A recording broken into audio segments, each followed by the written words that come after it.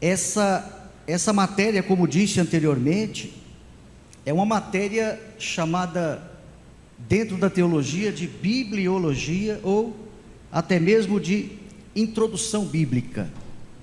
Eu costumo dizer, meus irmãos, que dentro da teologia cristã, especificamente dentro da teologia sistemática, existem pelo menos aí 4 a 5 matérias que despertam grandes curiosidades com relação ao seu enfoque sobre a questão doutrinária.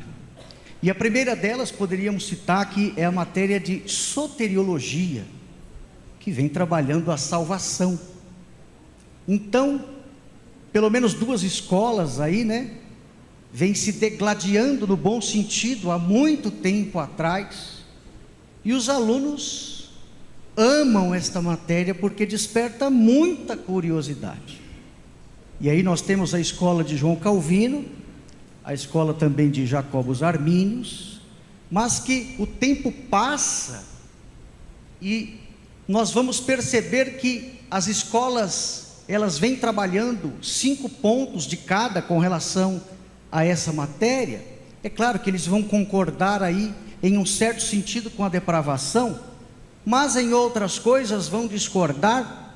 Mas tem sido uma matéria que os alunos têm gostado bastante, que tem despertado bastante curiosidade com relação a esse enfoque.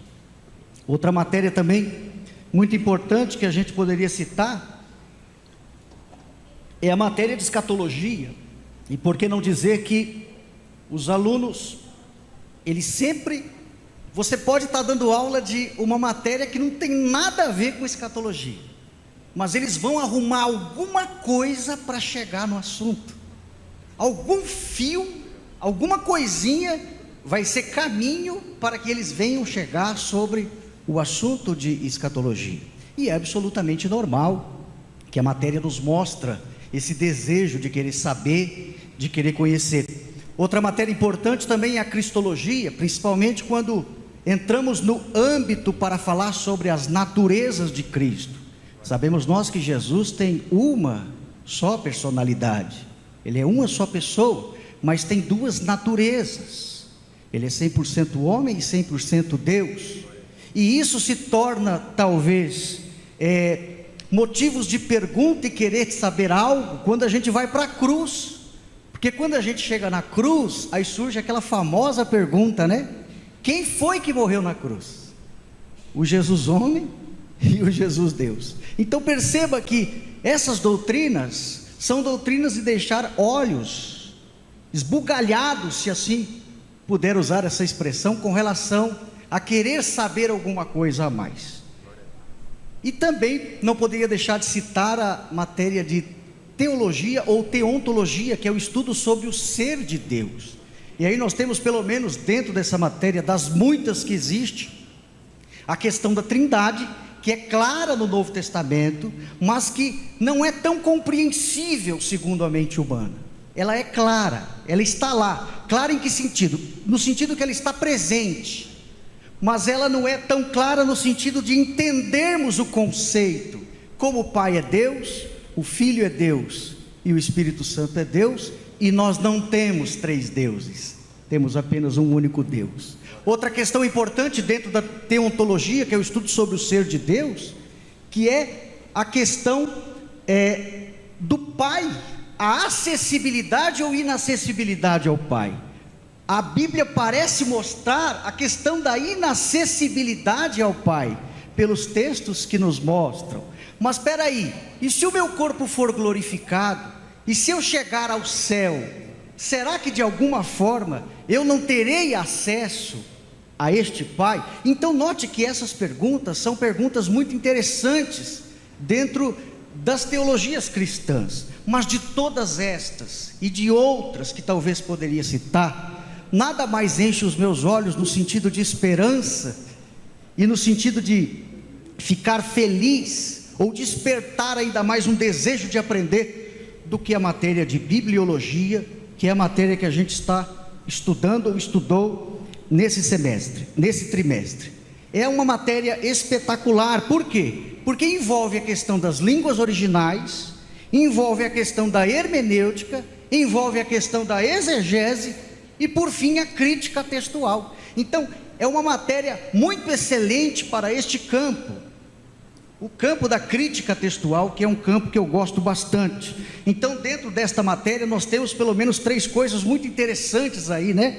Que é a questão da hermenêutica, que é a interpretação, a questão da exegese, que é você extrair o que está dentro do texto, ou seja, você olhar para o texto e não inserir ao texto o seu pressuposto, mas extrair do texto o que ele de fato quis dizer. É você tentar viajar e entrar na mente do escritor e verificar o que de fato esse escritor quis dizer, quando de fato disse. E nós temos também a questão da crítica textual, que vem trabalhando 2 coisas muito importantes, que é a baixa crítica e a alta crítica. A alta crítica vem trabalhando com a questão da autoria, da datação, e a baixa crítica com a questão da manuscritologia, as variantes textuais, as grandes comparações de manuscritos para manuscritos, para verificar se o que foi encontrado, independente de onde o que for encontrado, eles batem com outros manuscritos. Então, me enche os olhos essa matéria por todos esses motivos, e nós somos abençoados por Deus de estarmos aqui nesta manhã. Todas as matérias estão, de certa forma, principalmente as sistemáticas, eu vou falar daqui a pouquinho sobre elas, estão de alguma forma interligadas entre si. Quando você olha, por exemplo, para a carta de Paulo aos Romanos, você vai perceber que ele fala sobre 3 temas: o homem, o pecado e a salvação. Mas note que as 3 estão interligadas de forma que uma não vive sem a outra. Você fala de soteriologia, você fala de hamartiologia, mas você precisa falar de antropologia, que é a doutrina do homem. Homem, pecado e salvação. Porque se vai falar de salvação, tem que falar sobre o que originou a queda do homem. Então tem que falar sobre o homem. Mas esse homem fez o quê? Ele pecou. E o que é que aconteceu? Então você vai falar sobre a doutrina do pecado. Então note que todas estão de alguma forma interligadas. Mas eu creio, irmãos, que todas essas matérias da teologia sistemática, elas devem vir por meio da bibliologia. Porque se eu estudo hermenêutica, por exemplo, a arte de interpretar um texto, eu preciso ir ao texto. Se eu estudo homilética, que é a arte de pregar, eu preciso ir ao texto. Se eu estudo sobre angelologia, que é os anjos, eu preciso ir ao texto. Se eu estudo sobre o pecado, que é a hamartiologia, eu preciso ir ao texto. Note que todas estão interligadas, mas todas precisam previr ou vir de bibliologia. E a teologia é um campo geral, mas que existem áreas específicas dela. Nós vamos ver isso, e um grande exemplo disso, para mostrar o que eu de fato quero dizer, é a ciência. Por exemplo, quando você estuda química, física e matemática, você está falando de um campo maior chamado ciências naturais. Quando você quer estudar, por exemplo, letras, história e geografia, você está falando de ciências humanas. Quando você quer falar, por exemplo, de metafísica e ética, você está falando de ciências filosóficas. Note que de um geral existe um específico. E para a teologia também é a mesma coisa. Já ouviu perguntas como do tipo: qual o seu campo de atuação? Qual sua área específica? Qual a sua especialidade?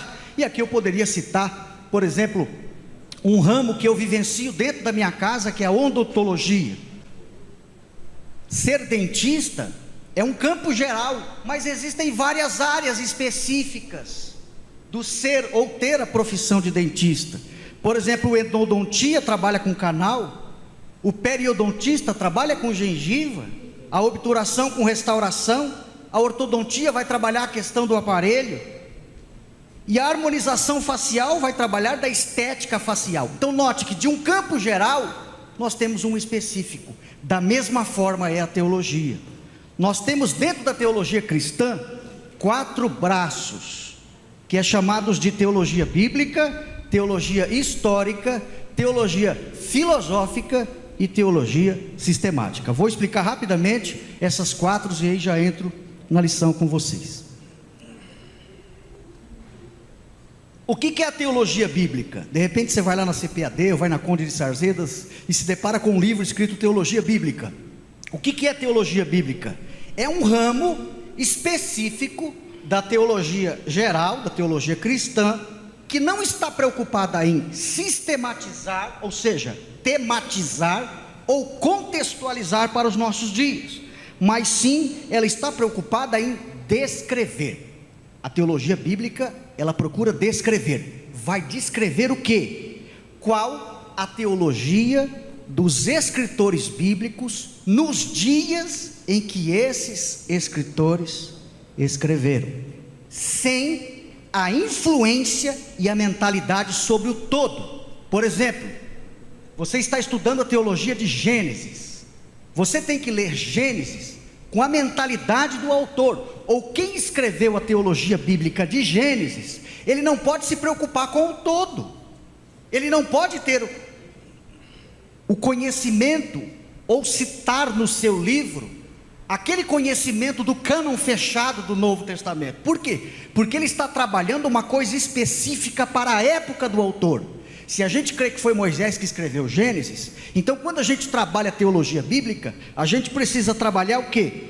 Qual é a teologia de Moisés, quando Moisés escreveu, sem a mentalidade dos nossos dias. Então isso é importante a gente aprender. Isso é teologia bíblica. Já a teologia histórica vem trabalhar os pensamentos dos pais da igreja entre o segundo e o sexto século. O que foi que Armínio pensou sobre soteriologia? O que foi que Calvino falou sobre o assunto? O que foi que Tertuliano de Cartago pensou sobre trindade, do segundo ao sexto século?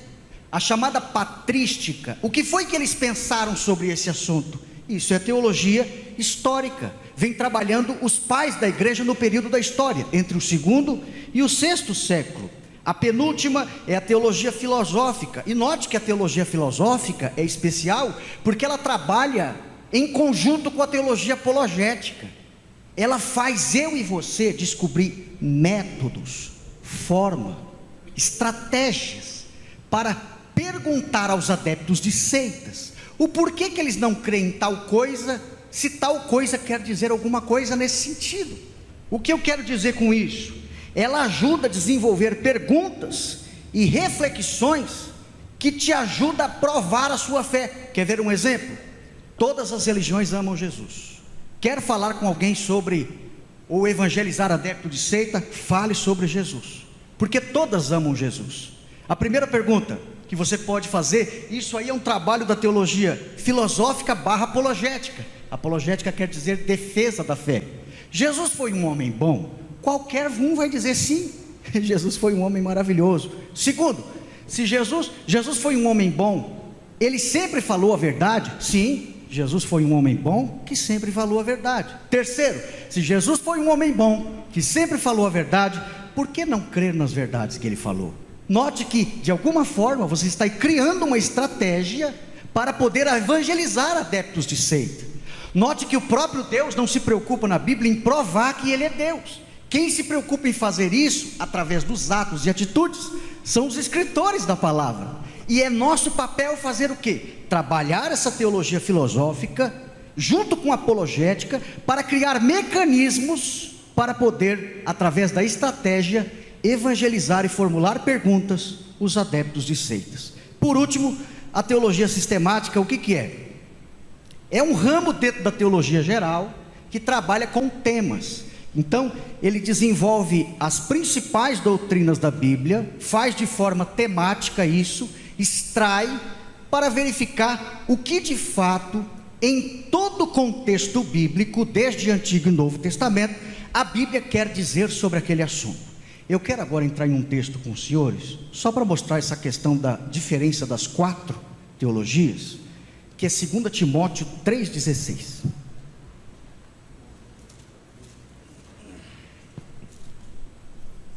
Segunda carta de Paulo a Timóteo, capítulo 3, versículo 16. Quem encontrou? Pode me ajudar? 3,16, isso. É o texto que diz toda a Escritura divinamente. Quem encontrar aí pode ler. Toda a Escritura divinamente inspirada é proveitosa para ensinar, para redarguir, para corrigir corrigir, para instruir em justiça. Isso. Vamos pensar nesse texto através da teologia bíblica.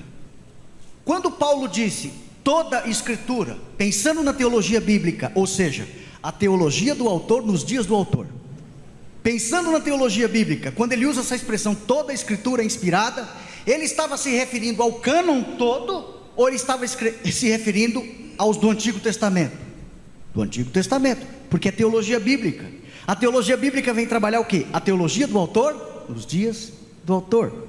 Agora, pensando um pouco em teologia histórica, o que os pais da igreja, entre os períodos do 2º ao 6º século, pensaram sobre inspiração?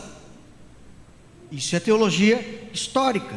Teologia filosófica: o que é que eu posso fazer no sentido de criar mecanismos, estratégias para formular perguntas, indagações, para provar para um crítico que a Bíblia é inspirada de fato?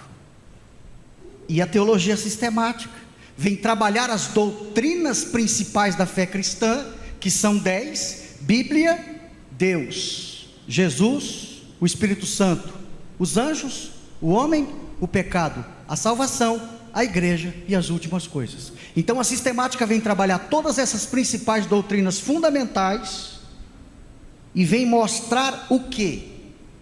Qual era o pensamento de tal autor sobre o todo, o que a Bíblia fala sobre a teologia sistemática. Amém, meus irmãos? Vamos continuar agora falando sobre a lição de número 1, a autoridade da Bíblia. É interessante essa capa da revista e o tema que eles desenvolveram, e muito propícia para os nossos dias e também para outros, como disse anteriormente, que vem falar sobre supremacia. O que é supremacia? Algo que está acima de tudo, algo que está acima de todos. Isso é supremacia. Mas irmãos, se você olhar aí o Salmo 138 versículo 2, esse salmo aí, o 138 versículo 2, e fizer uma comparação com todas as traduções e versões, você vai ver que nem todas falam sobre a mesma coisa. Algumas vão dizer que Deus elevou a sua palavra acima do seu nome. Só que outras, muitas vão dizer que Deus elevou a sua palavra e o seu nome. Note que aqui não se trata de uma questão de comparação. Deus não está querendo mostrar para ninguém que a sua palavra está acima do seu nome, ou que o seu nome está acima da sua palavra. Por quê? Porque as muitas versões e traduções que temos, cada qual estão divididas com relação a esse assunto, mas a maioria delas quer mostrar o quê? O seu nome e a sua palavra estão acima de qualquer coisa. Por quê? Porque você não pode separar o Deus da palavra, e muito menos a palavra de Deus. Por quê? Deus é o autor da palavra. Como é que você separa o escritor da sua obra? Como é que você separa a obra do escritor? Não tem como fazer essa distinção ou separação. Então o nome dele e também a palavra estão acima de qualquer coisa. Talvez o mais importante com relação ao Salmo 138 versículo 2 é pensar o seguinte: não tem alguém maior ou melhor. Não há aqui uma disputa nesse salmo entre o nome de Deus e a palavra do próprio Deus. Talvez o mais importante aqui não é descobrir o nome da pessoa, mas saber qual é a pessoa que carrega o nome. Às vezes nós somos preocupados em querer saber o nome e não conhecer a pessoa que carrega o nome. Note que entre nome e pessoa, uma coisa foi revelada: a palavra. Nome e palavra, a palavra foi revelada, mas o nome de Deus aparece nos originais hebraicos, em 4 consoantes, Yud, Re, Vav e Re, que tem o sentido do quê? Que existia uma pronúncia, mas que se perdeu com o tempo. Mas note que a preocupação de Deus não é revelar o seu nome, apesar que existem muitos nomes de Deus, que estão condicionados ao contexto e à ação dele trabalhar. O Deus Jirê é o Deus da providência. Você pode ver que o contexto vai aparecer ele providenciando alguma coisa. O Deus que cura é o Deus que sara. Vai aparecer Rafá, o Deus Nissi, a bandeira. Quando Israel estava precisando de uma grande vitória, levantou a bandeira. Então, todos os nomes de Deus estão condicionados ao contexto e à ação de Deus, mas um nome específico, próprio, pessoal, ele não deixou revelado. Tanto é que se perdeu a pronúncia com o tempo. Note que entre o nome e a palavra, como a gente não pode dissociar o um do outro, então se Deus não revelou o nome, por que Ele não revelou esse nome?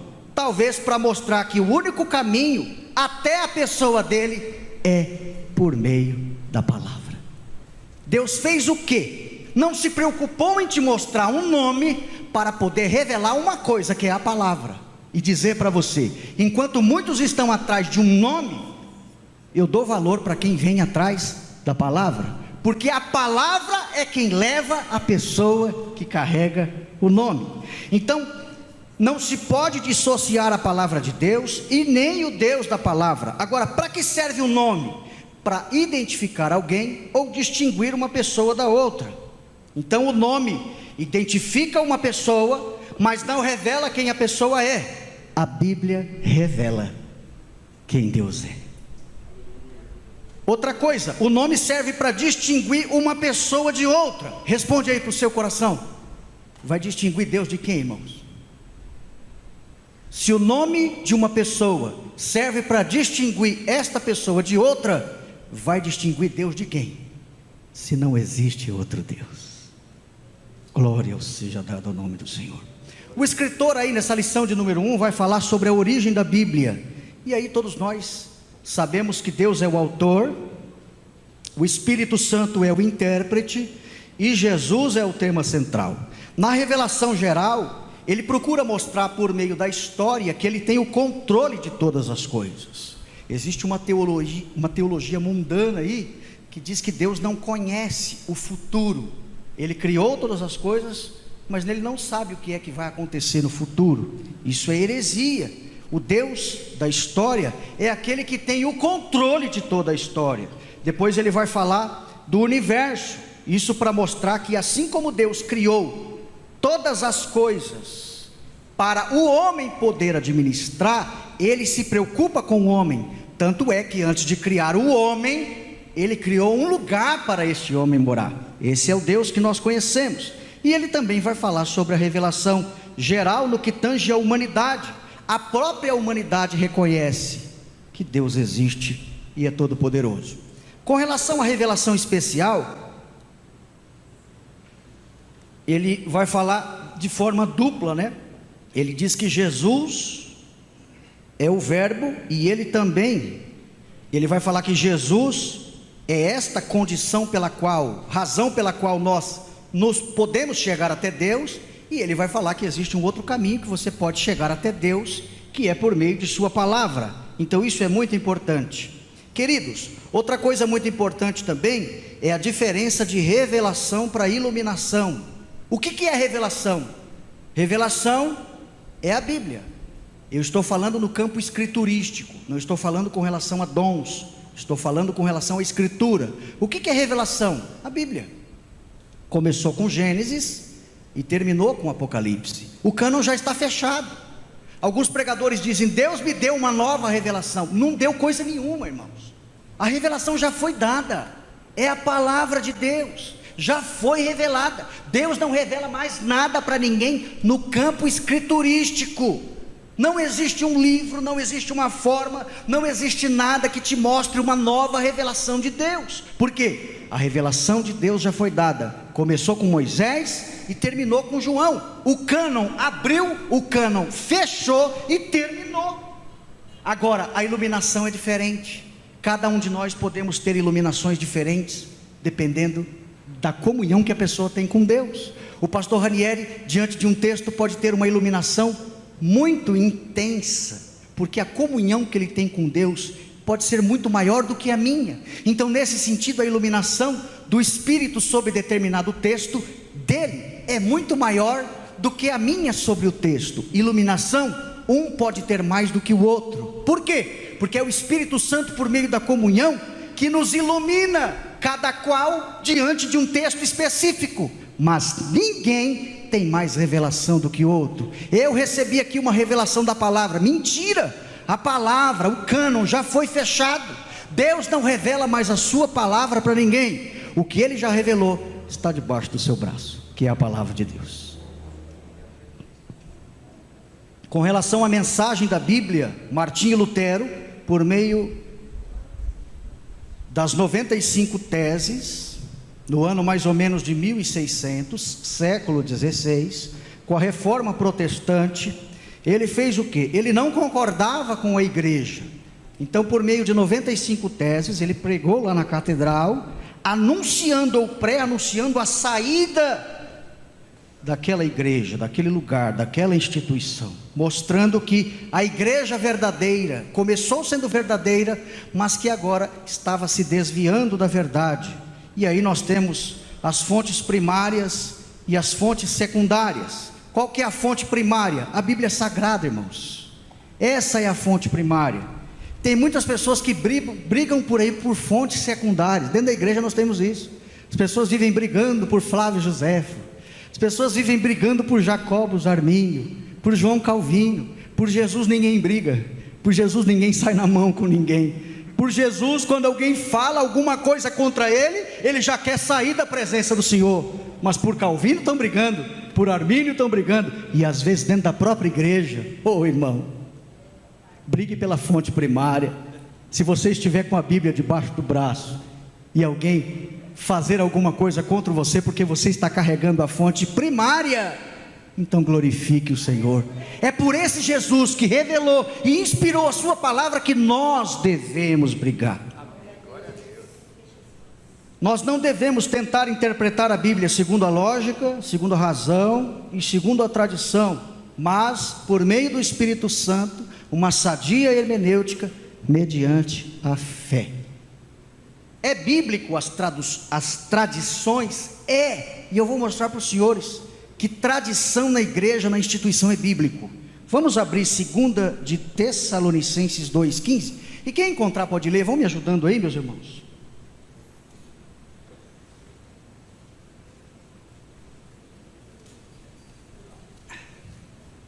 Eu vou tentar correr aqui. Todavia, não o considereis por inimigo, mas advertiu como irmão.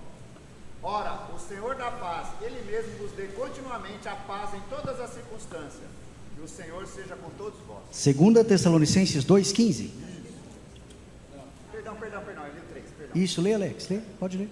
Assim, pois, irmãos, permanecei firmes e guardai as tradições que vos foram ensinadas, seja por palavra, seja por epístola nossa.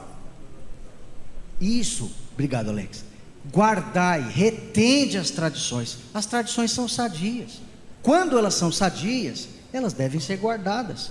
1 Coríntios 11:2. E louvo-vos, irmãos, porque em tudo vos lembrais de mim, retendes os preceitos como vos entreguei. Outro texto que nos mostra que a tradição, quando sadia, ela deve ser entendida ou atendida. No entanto, quando essa tradição contradiz as Sagradas Escrituras, ela deve ser rejeitada. Olha 1 Pedro 1,18. Sabendo que não foi com coisas corruptíveis, como prata ou ouro, que fostes comprados ou resgatados da vossa vã maneira de viver, que por tradição recebeste dos vossos pais. Aquilo que você recebeu do teu pai, que vai contra a palavra, deve ser rejeitada, segundo o que diz Pedro. Mateus 15, versículo 6. E assim invalidastes pela vossa tradição o mandamento de Deus. Outro texto que nos mostra que não deve ser aceito quando a tradição vai contra a palavra de Deus. E um texto melhor que esse que eu vou citar agora não existe. Gálatas 1:8. Mas ainda que nós mesmos ou um anjo do céu, ou seja, ainda que nós mesmos que estamos na terra, pai, mãe, família, alguém muito querido, ou até um anjo do céu vos anuncia um outro evangelho, o que é para a gente fazer? Seja maldito, seja anátema. Então a tradição, ela pode ser boa, ela pode ser salutar, todavia não pode contradizer ou contrariar a palavra de Deus. Não somos contra a tradição, exceto quando a tradição fere ou vai contra a Bíblia. Amém, meus irmãos? Amém. Segunda lição, a inspiração divina da Bíblia. A inspiração da Bíblia é divina, verbal e plenária.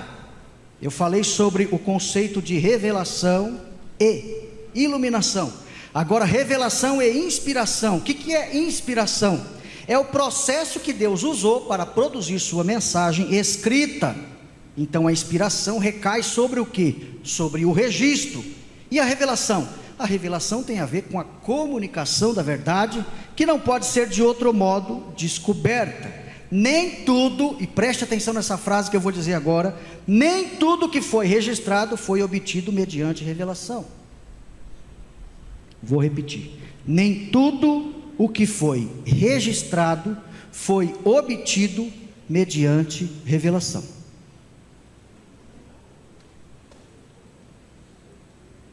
O que é que Lucas fez para escrever? Uma minuciosa pesquisa.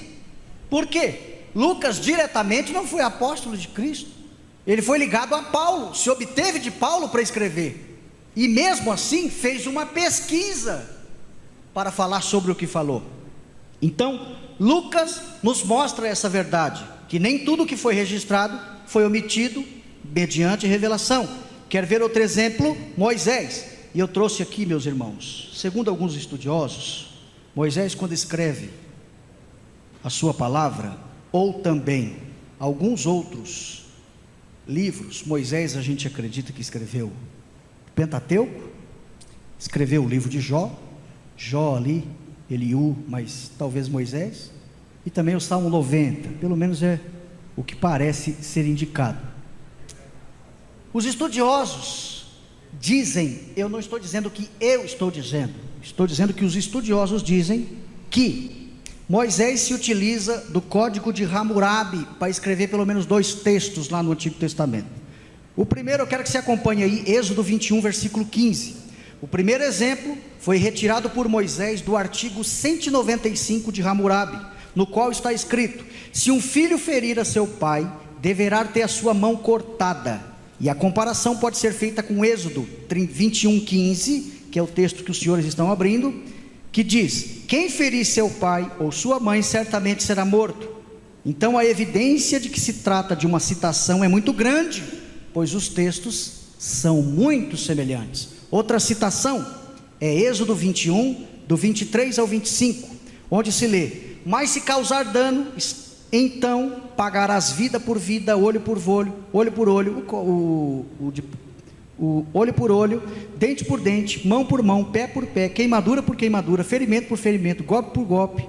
Então isso aqui talvez seja uma citação do artigo 196 até 198 do Código de Hammurabi, que está escrito assim, abre aspas: se um cidadão arranca um olho de um nobre, terá um de seus olhos arrancados. Se quebrar um osso de outro cidadão, também terá o seu osso quebrado. Se arrancar um olho de um plebeu, ou lhe quebrar um osso, pagará uma mina de prata.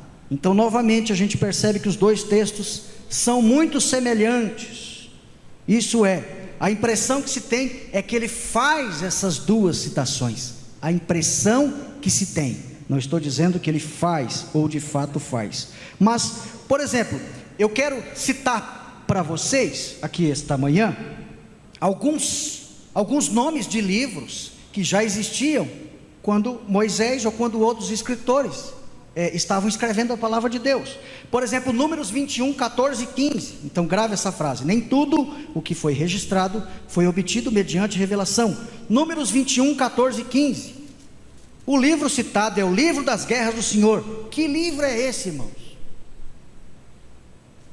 Segundo Samuel 1,18, o livro do justo. Que livro é esse? Terceiro, 2 Crônicas 9:29, o livro de Aías, o Silonita. Que livro é esse? 2 Crônicas 20:34, comentários de Jeú, filho de Anani. Eu estou citando os textos que o escritor se utilizou dessas obras já existentes. E por último, tem mais, mas vou citar apenas esse: Novo Testamento, Colossenses 4, 15 e 16, epístola de Paulo aos Laodicenses, uma epístola que talvez foi perdida. Então note que nem tudo que foi obtido mediante revelação.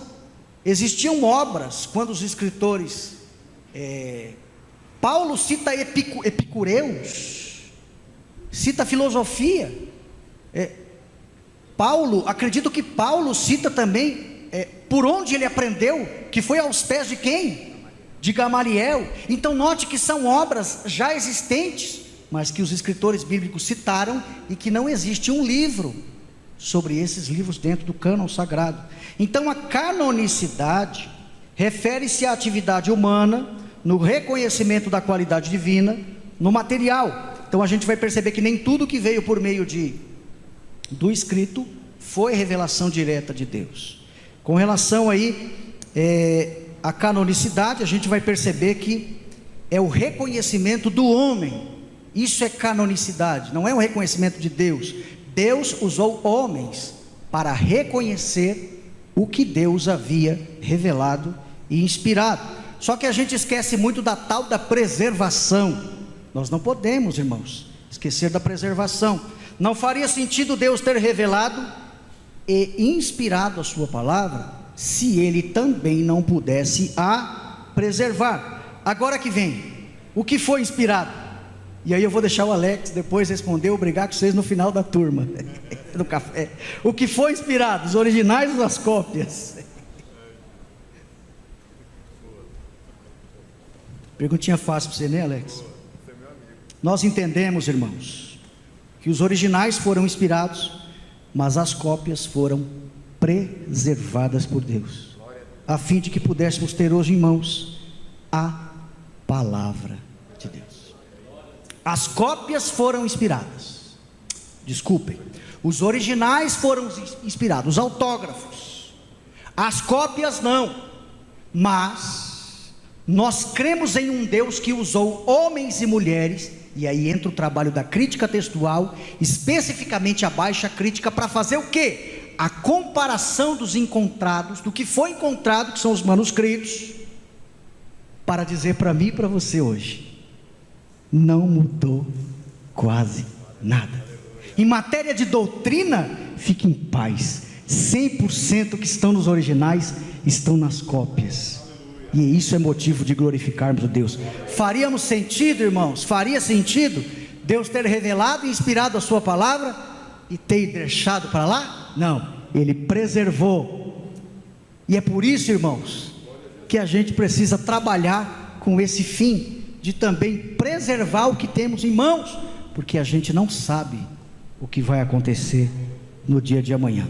Eu vou terminar falando sobre qual é a melhor tradução.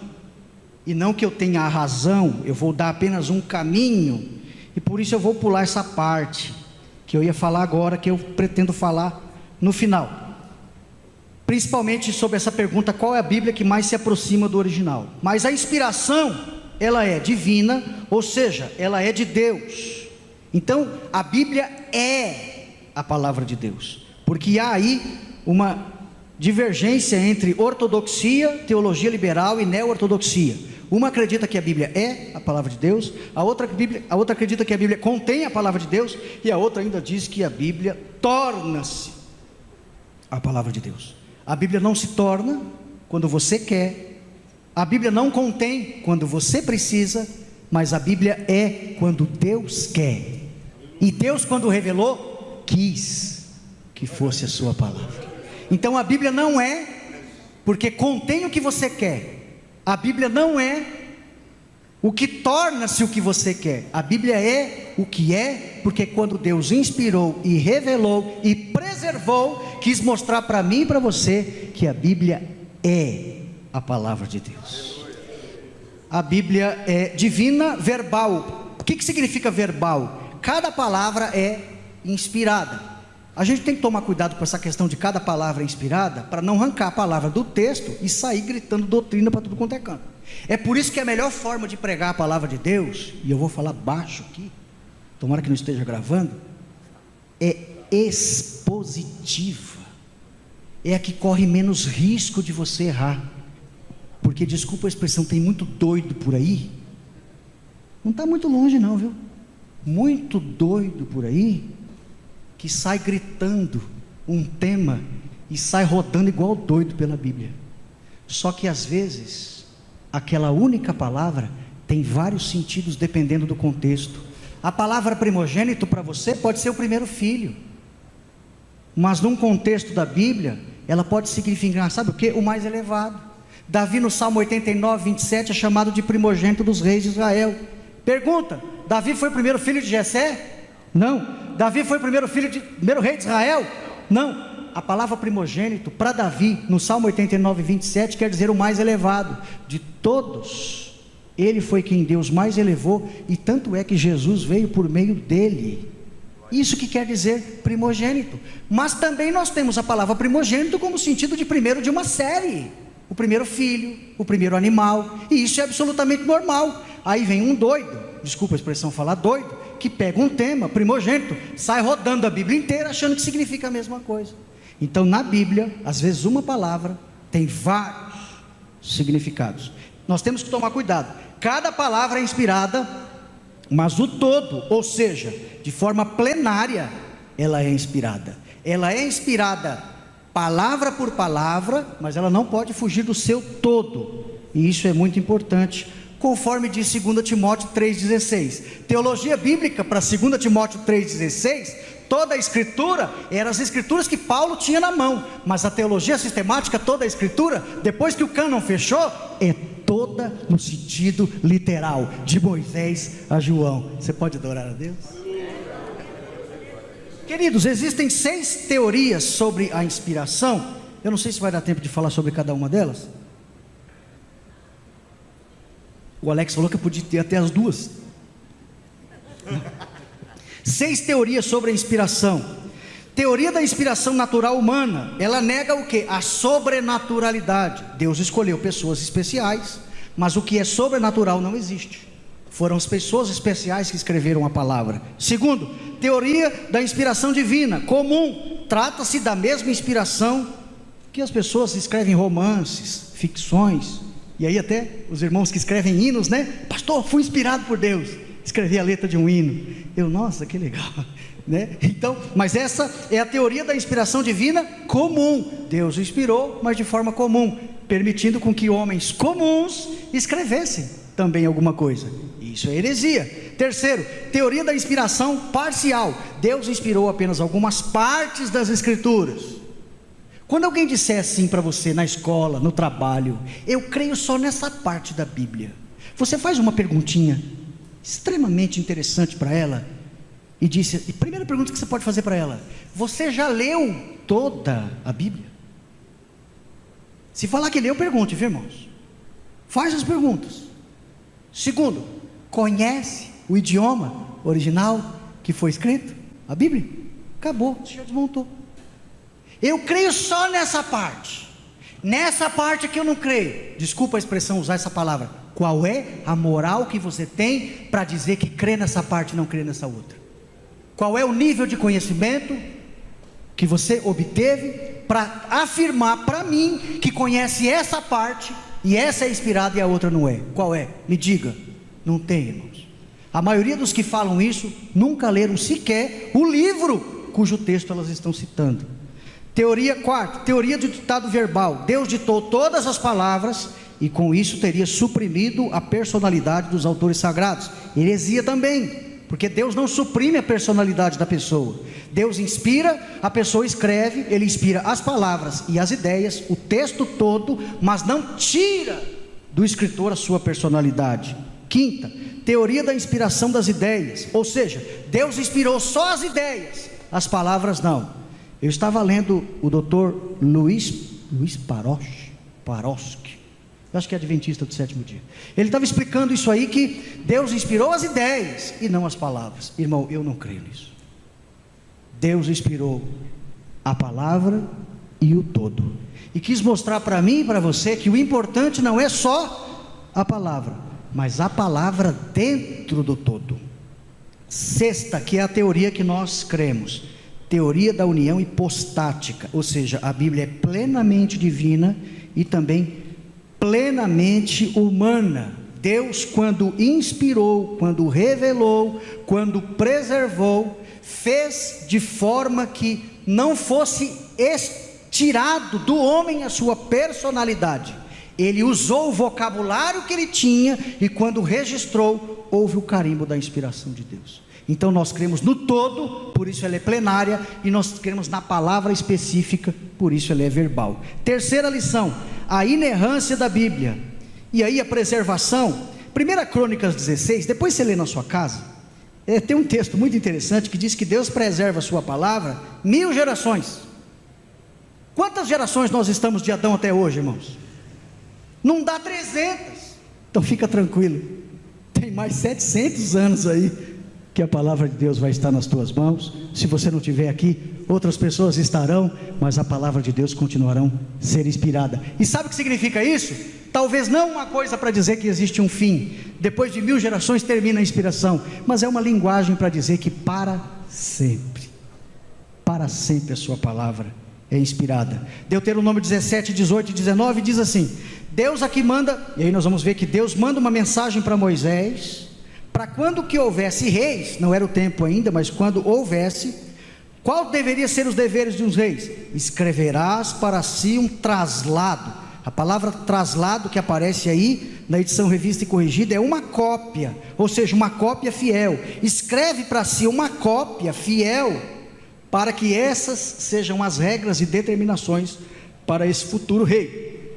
Então nós cremos no original, mas que também essas cópias foram preservadas no sentido de absolutismo. Deus deixou essas cópias para dizer para você que Ele preservou e que ela está conforme os seus originais.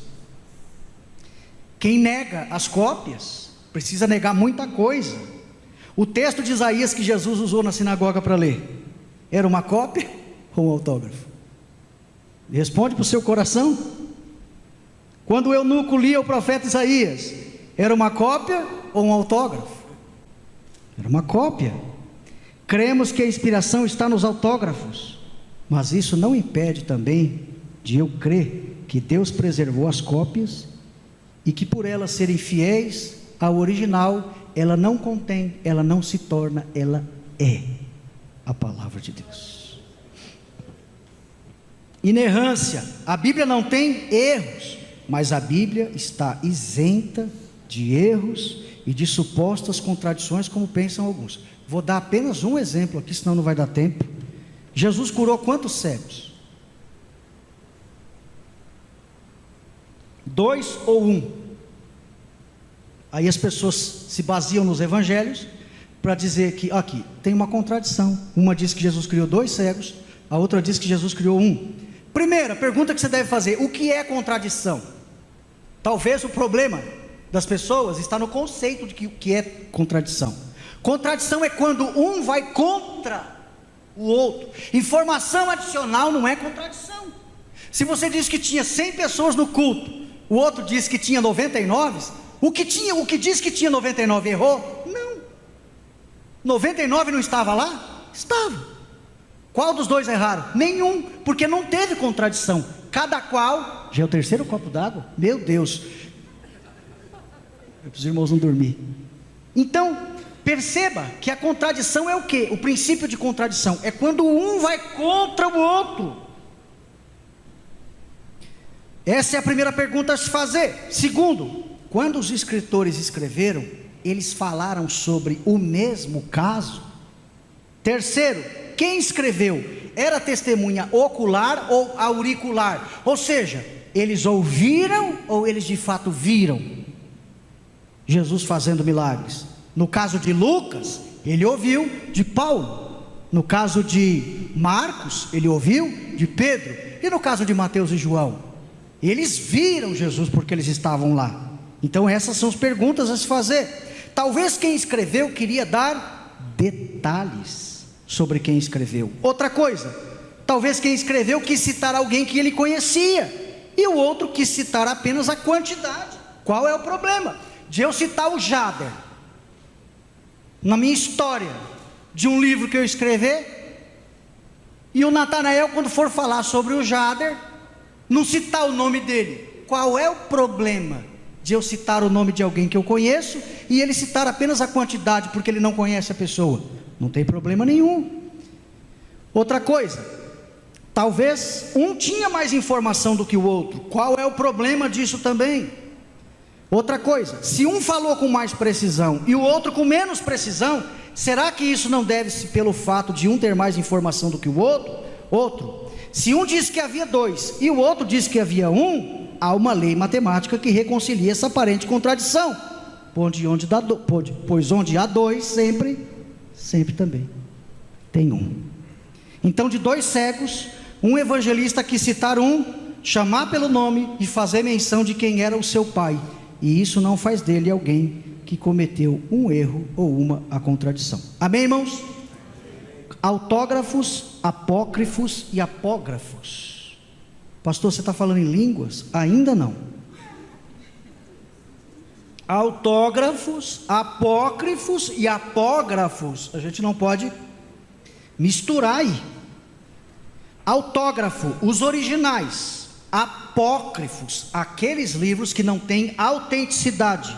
E apógrafos, os traslados, ou seja, as cópias. Isso aqui eu vou citar lendo, porque isso aqui eu peguei de um livro chamado Ralph Muncaster, páginas 139 e 140, para aqueles que duvidam das cópias, e dizem que essas cópias aí foram pessoas que inventaram, e que os escribas, quando iam redigir essas cópias, eram pessoas comuns, que não conhecia grego, hebraico e aramaico. Então eu vou citar 17, e o Alex vai me bater. Eu vou citar 17 regras para a cópia da escritura. Depois, se vocês quiserem, eu mando para vocês, tá bom?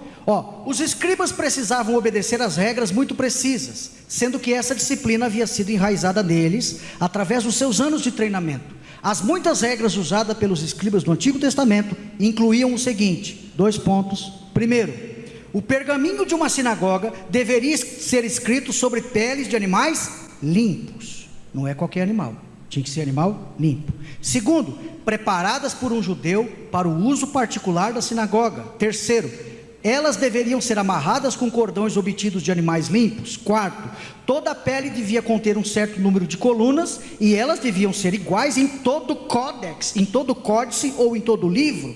5, o comprimento de cada coluna não devia ser menor que 48 ou maior que 60 linhas. Ou seja, a largura deveria consistir de 30 letras. Sexto, toda a cópia deveria ser feita na primeira linha, e se 3 palavras fossem escritas sem uma linha, elas não teriam valor. 7, a tinta deveria ser preta e não vermelha, verde ou de qualquer outra cor, e ser preparada de acordo com uma receita definida. 8, o exemplar deveria ser uma cópia autêntica, da qual o copiador não devia de forma alguma se desviar. 9, nenhuma palavra ou letra, nem mesmo um iode ou iota, devia ser escrito de memória, e sem que o escriba estivesse olhando para o códice. 10, entre cada consoante devia existir um espaço de um fio de cabelo ou de um fio de linha. 11, entre cada parágrafo novo ou seção devia haver um espaço de 9 consoantes. 12, entre cada livro devia haver 3 lias, o espaço. 13, o 5º livro de Moisés deveria terminar exatamente numa linha, mas o restante não precisava ser assim, era uma coisa específica com o livro de Moisés. 14, além disso, o copista devia vestir-se totalmente como um judeu. 15, lavar o corpo todo. 16, não começar a escrever o nome de Deus com uma pena recém-molhada com tinta. E 17, se um rei se dirigisse a ele enquanto estivesse escrevendo esse nome, não devia tomar cuidado da função do rei. Além desses requisitos especiais, também existiam algumas regras básicas a palavra escrita por um escriba, que significava literalmente um contador, a fim de verificar a precisão com que cada pergaminho havia sido copiado. Eles tinham vários itens que eram levados em consideração. Eles contavam cada letra e comparavam com o pergaminho mestre, ou seja, o que eles estavam copiando. Contavam o número de palavras e, como checagem final, contavam cada média, quem gosta de estatística sabe o que é isso, média do pergaminho mestre. Portanto, a precisão dos escribas do Antigo Testamento e até dos copistas profissionais do Novo Testamento era enorme. Isso é muito diferente do que podemos esperar nos mundos de hoje. Temos que dar ou não valor para as cópias, irmãos? Elas foram preservadas por Deus. Você pode dizer amém? Nas situações de guerra, o que é que os escribas faziam? Tinha que deixar as mulheres, os filhos, todo mundo da família, mas não podia deixar uma coisa, de carregar os livros. Então esse mesmo escritor vai dizer que numa situação de guerra, os copistas carregavam os textos. Eles carregavam o quê? Os autógrafos ou as cópias? Eles carregavam as cópias. Por quê? Eles levavam as cópias. Porque eram os manuscritos mais novos e que estavam em melhor estado e condição, a fim de suportar toda a guerra. Eram cópias fiéis ao texto original. É por isso que talvez nós temos as cópias hoje, porque as pessoas deixaram as famílias, deixaram os filhos, correram da guerra, morreram na batalha, mas o livro está na tua mão. Você pode dizer um glória a Deus? Quarta lição. Alex, me perdoa, acho que eu vou pular essa. Tá. A quarta lição, irmãos, vai falar sobre... Eu não tenho jeito comigo. Eu falo que eu vou pular e falo. O cânon do Antigo começa a ser preparado por Esdras. Irmãos, a gente não deve apenas olhar o fechamento do cânon, mas toda a preparação para que o cânon é fechado. Ele começa com Esdras. E ele fica completo em 445, mas só no ano 90, em Jâmnia, fizeram uma lista oficial, excluindo os apócrifos. O cânon do Novo, todos os escritores escreveram dentro do primeiro século. Aí surgiu Marcião no segundo século com uma lista, mas foi rejeitada. Então a primeira lista, com 66, foi em 367 depois de Cristo. Mas esse cânon do Novo Testamento teve várias repercussões, e ele só de fato é fechado em 400 depois de Cristo. Temos aqui 3 critérios para avaliação ou para autenticação do Novo Testamento. Primeiro, a apostolicidade. O escrito do Novo Testamento tinha que ser necessariamente escrito por um apóstolo ou uma pessoa ligada ao apóstolo. Primeiro, apostolicidade. Segundo, aceitação pelas igrejas da época. As igrejas da época do primeiro século costumavam usar esses livros. De repente surge alguém dizendo: tem uma nova versão, um novo livro aí. Não podia, porque as igrejas não aceitavam. Terceiro, tinha que ter a mesma regra de fé e prática dos apóstolos. Se era uma doutrina totalmente contrária, não podia ser aceito. Então, primeiro, a apostolicidade tinha que ser escrito por um apóstolo ou pessoa ligada ao apóstolo. Segundo, tinha que ter aceitação pelas igrejas do primeiro século. E terceiro, tinha que ter a mesma regra de fé e prática dos apóstolos. E aí nós vamos ver as divisões, né? Eu não vou falar sobre isso, que a gente já tem na nossa Bíblia. Quinta lição: como ler as Escrituras. Então nós precisamos ler e estudar a palavra de Deus. Há uma cobrança em toda a Bíblia, não só no fato de ler, mas e sim o examinar. Quando você vai num médico, ele faz um exame para ver o que você tem. Você pode apontar qualquer lugar do teu corpo: está doendo aqui, está doendo ali.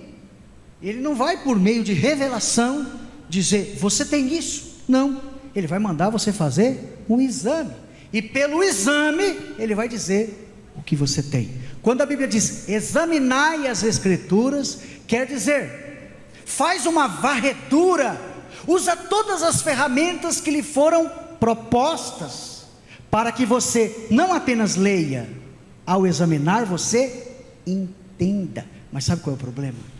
Muitas pessoas não se contentam com o que foi revelado, né? Muitas. Daqui a pouco eu vou falar sobre o semáforo, na matéria de escatologia. Qual um texto ou uma doutrina que você tem o verde para falar no púlpito? Qual é a doutrina ou a tese que tem a cor vermelha e que talvez você já não pode falar no púlpito? Você pode falar numa EBD, numa teologia, mas não no púlpito. Terceiro, púlpito que eu digo é no culto. Terceiro, a primeira é verde, a segunda é amarelo, desculpe, a terceira é vermelho. Você não pode falar nem aqui, nem ali, na escola dominical, e nem nunca, porque é especulação. Você não tem coragem de morrer por Jesus, morre por Calvino e Armínio, como disse anteriormente. Ler e estudar. Qual é a diferença básica, aqui é básica, entre hermenêutica e exegese?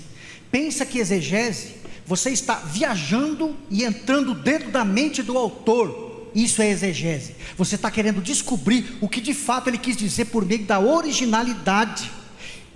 A gente tem bastante ferramentas para a gente poder fazer isso hoje, mas isso é exegese. É o que está dentro do texto, o que estava na mente do escritor antes de ir do papel.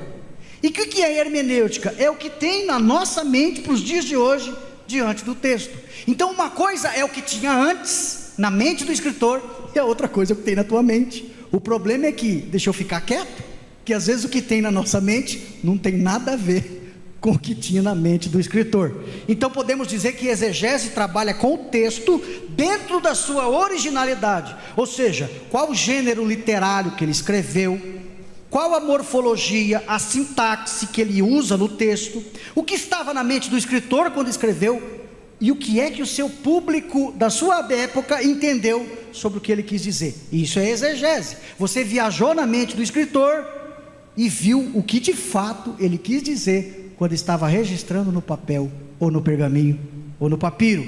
Hermenêutica é o quê? É uma viagem de volta. Você está aqui, na verdade nem precisou viajar, né? Viajou no sentido de estudar e voltou para fazer a interpretação. Hermenêutica diz respeito o quê? A interpretação, ou seja, como essa interpretação pode ser aplicada para os dias de hoje. Essa basicamente é a diferença entre exegese e hermenêutica. Crítica textual, eu disse aqui no começo, alta crítica e baixa crítica. A alta crítica tem sido um campo muito ligado aos teólogos liberais. Eles se apropriaram desta que era um conceito, podemos dizer, correto, para se fazer uma crítica no bom sentido, de quando é que o escritor escreveu e quando escreveu, mas que os teólogos liberais se apropriaram da alta crítica para fazer investigações e ficar fazendo perguntas para o texto, duvidando que a Bíblia é de fato a palavra de Deus. Nós temos a baixa crítica, que trabalha o quê? Que é chamada de crítica histórica, que trabalha, a baixa crítica trabalha mais a questão da manuscritologia, as grandes variantes textuais. O Alex veio 500 anos antes de mim, encontrou João 2, o casamento. Eu vim 500 anos depois do Alex e encontrei dentro de um vaso de barro João capítulo 2. O que é que o pastor Ranieri, um grande manuscritólogo, crítica textual, baixa crítica, exegese, meu Deus, Ranieri, tem cargo acima do pastor na Assembleia de Deus? Vamos conversar com o pastor Zé Wellington. O Ranieri, pastor Ranieri, desculpe, grande exegeta da palavra, faz o quê? Pega o que o Alex escreveu 500 anos antes, pega o que eu escrevi 500 anos depois, faz a comparação e verifica se há variantes textuais, ou seja, se há diferenças entre os textos. Não tendo diferenças, glória a Deus e aleluia.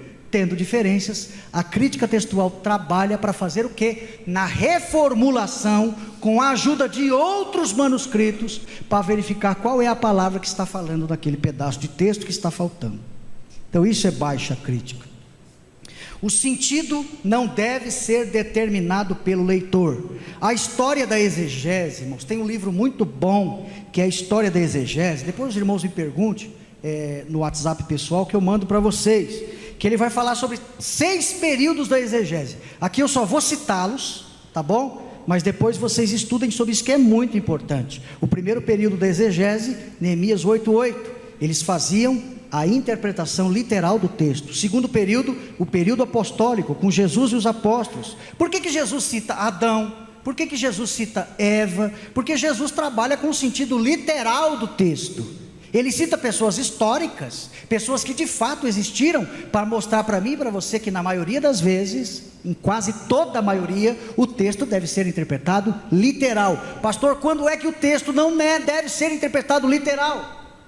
Quando do próprio texto, e eu vou usar uma expressão aqui que eu não queria usar, mas eu sou obrigado, desculpa a expressão, quando o próprio texto vomita, dizendo que o que cabe ali não é o literalismo.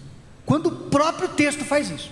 Se o texto não fizer isso, você interpreta literalmente. Ah, pastor, literalmente não dá. Então fique em silêncio e pregue outro texto. Se contente com o que foi revelado. Porque se o texto não vomitou, desculpe a expressão, que ali não cabe a literalidade, cabe talvez uma figura de linguagem, coloque a figura de linguagem, Coloque um outro método e verifique se você está sendo honesto com o texto original, com a exegese. Se não, irmão, fique em silêncio, que é a melhor coisa. Terceiro período, período medieval, que vai do 5º ao 15º século. Esse é o quarto. Quinto, período da Reforma, que é o século XVI de Martim Lutero, que ele restaurou o sentido literal, ou seja, o método histórico gramatical, porque havia o método histórico crítico, que esse também não é bíblico, parece não ter fundamentação bíblica. E o sexto, que é o período da pós-reforma, que surge o liberalismo, a nova ortodoxia, e a síntese faz o quê? A síntese faz um trabalho entre o liberalismo e a nova ortodoxia e cria o método histórico crítico, ou seja, a fim de criticar toda a palavra de Deus. Algumas regras de hermenêutica: a Bíblia interpreta a própria Bíblia, essa vocês conhecem. Interprete a experiência pessoal à luz da Bíblia e não a Bíblia à luz da experiência pessoal. Pastor, eu tive um sonho, eu sonhei que a Trindade não é bíblica. Esse sonho não é de Deus, irmão. Pastor, eu tive um sonho, e esse sonho vai contra a Bíblia. Interprete a sua experiência pessoal à luz do que diz a palavra de Deus. Se a palavra de Deus diz que o sacrifício de Jesus na cruz foi suficiente, desculpa a expressão, não é um corte de cabelo que vai dizer que você vai para o inferno. Porque quando você diz que uma coisa ou outra vai mandar você para o inferno, você está querendo dizer que o que Jesus fez na cruz não valeu nada. Você está dizendo que o que Jesus fez na cruz foi insuficiente. Quem crê na suficiência da cruz? Graças a Deus por isso.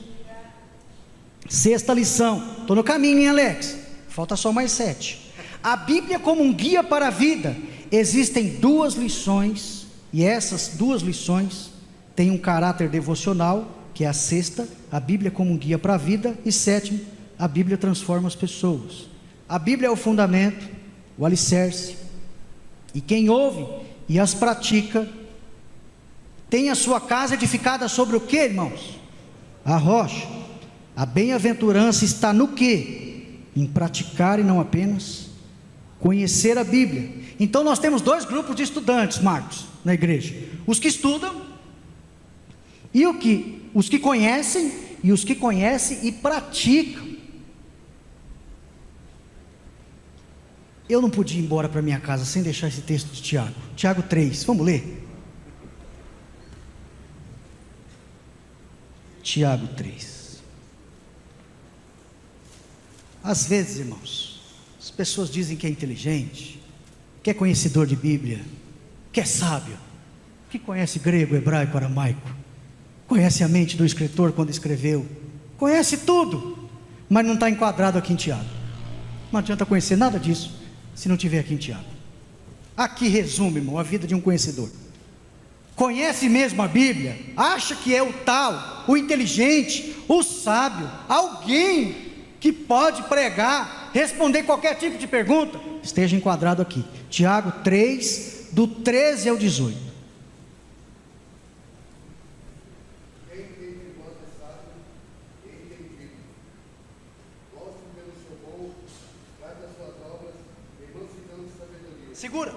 Segura, obrigado, você vai continuar, tá?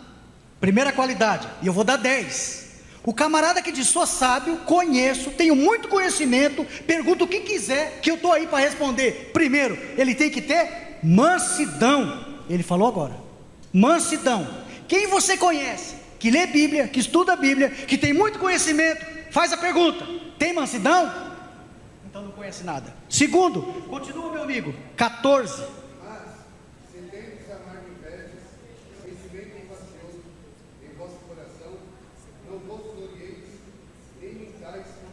Eu não vou nem comentar esse versículo. Vamos para o 15, continua. Essa não é sabedoria que vem do alto. Mas ela é o quê? Terrena, animal e diabólica. Espera aí, ela é terrena, ela é animal e ela é diabólica. 16. Porque onde há inveja e espírito facioso, há perturbação de toda a obra perfeita. Também não vou comentar. 17. Espera aí, lê com amor agora. Eu sei que o senhor está lendo com muito amor. E esse rapaz é um abençoado, irmão. Ele e a sua companheira, que vem todos os cultos aqui, Feliz pela sua presença, sua dedicação, tá bom? Lê para nós com carinho e com amor o 17, vai. Segura. Segunda característica. A primeira está lá em cima, é mansidão. Segundo, pura. Depois pacifica. Segura, pacífica. O que as pessoas que dizem que conhecem são pacíficas, promovem a paz ou promovem a guerra na igreja? Vamos continuar, não parei ainda. Continua. Moderada. Continua. Tratável. Continua. Meu Deus. Continua. E sem o quê? E sem o quê? Agora para fechar com chave, 18. Para quem? Para os que exercitam a paz. Glória a Deus. Quem diz para você que conhece? Grego, hebraico, aramaico, letra, vírgula, tudo. Primeiro, tem mansidão? É pura? Quando ele fala é puro, quando ele fala promove paz, é pacífico, ele é moderado no falar? Ele é tratável com as pessoas ou só arruma confusão? É cheio de misericórdia ou não tem misericórdia? Ele dá bons frutos na igreja? É uma árvore que dá fruto ou que não dá fruto? Tem parcialidade? Tem hipocrisia? Ele promove paz. Vou fechar aqui para continuar, irmãos.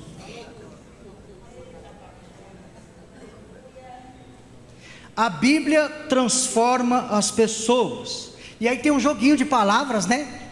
Transforma, a palavra forma. Forma, reforma, deforma, transforma, conforma e informa. Quanta forma, né? Forma, reforma, deforma, transforma, conforma e informa. O que é formar?